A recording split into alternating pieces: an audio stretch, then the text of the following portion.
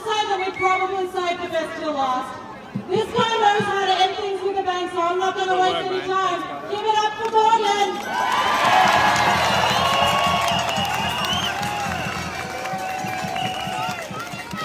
Good afternoon, Melbourne. How's everybody going? I tell you what, when I look around the crowd today, it leaves me with absolutely no doubt that those criminals in there are not going to get away with that. They can assault us, they can beat us down, they can even put us in jail. It doesn't matter. We are always going to keep coming back.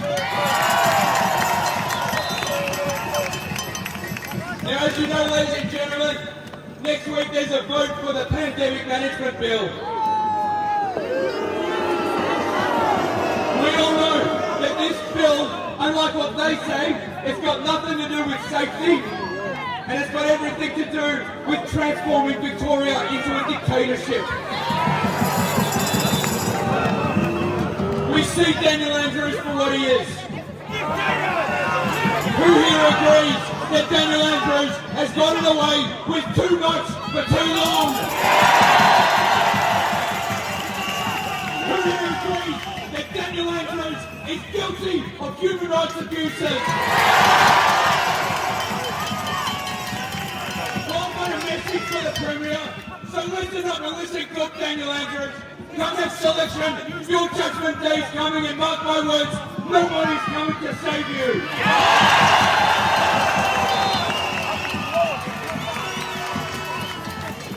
I'd like to make a respectful mention of two people. The first is my beautiful fiancée that recently served 22 days in solitary confinement fighting for this cause.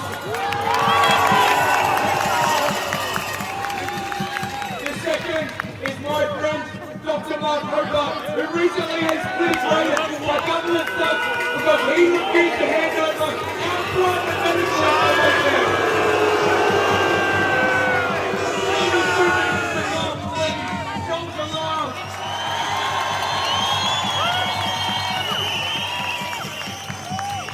You know, ladies and gentlemen, we live in a beautiful country, that is true. But for far too long now, we the people, we've been asleep. Whilst we were busy watching television, our politicians were busy advancing their careers at our expense. We've seen the division of our country, we've seen the outsourcing of our policy to the United Nations, we've seen decades worth of bad trade deals that routinely put foreign interest in front of Australian interests, and we've seen the absolute destruction of our basic rights. Well, I think that I speak on behalf of every single person today when I say that their time is over and our time has just begun.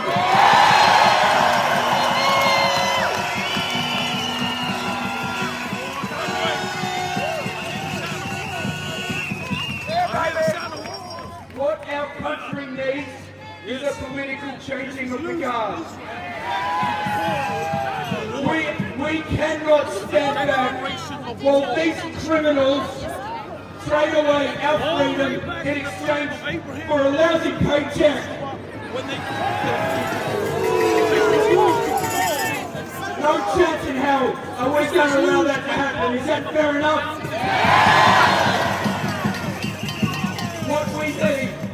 What we need is for regular Aussies like you and me to get involved in politics. That is why I recently submitted my candidate application to the United Australian Army.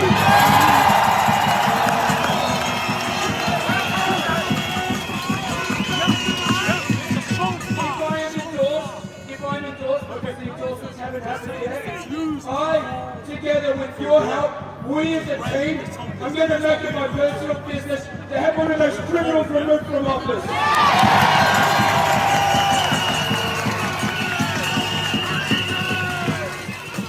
Everything that's needed to be said has been said and the time for talk is over. So let me ask you this, my Australian brothers and sisters. Who here is willing to roll your sleeves up and to do anything it takes to secure the future of this country?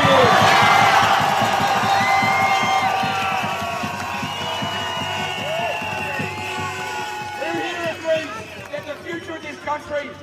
belong to criminals like Daniel Andrews, Scott Morrison and Greg Hunt. It belongs to our children.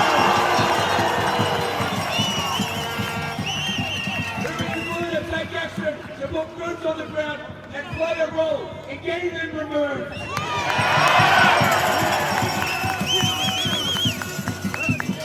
Ladies and gentlemen, I'm so proud of each and every one of you.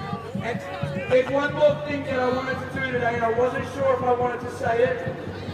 I'm going to do it though. I'd like to address Victoria Police over there. Now, ladies and gentlemen, it is true that many of us have been assaulted over the past 2 years. Protesting, that is true. Many of us have been assaulted by, unfortunately, the people that wear the blue uniform. I'd like to make somewhat of a peace offering today. Based on the balance of probabilities, I have no doubt that there is at least one police officer here today that doesn't agree with this, that knows that he's doing the right thing. It has to be at least one. So what I'm saying, I would like to offer an invitation to one of you to go on this stage right now and speak for us.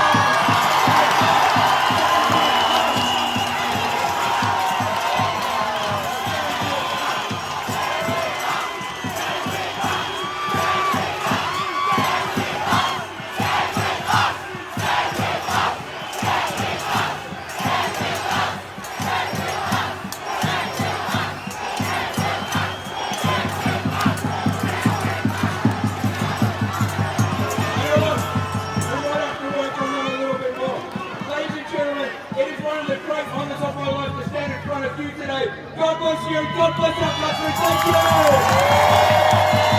you.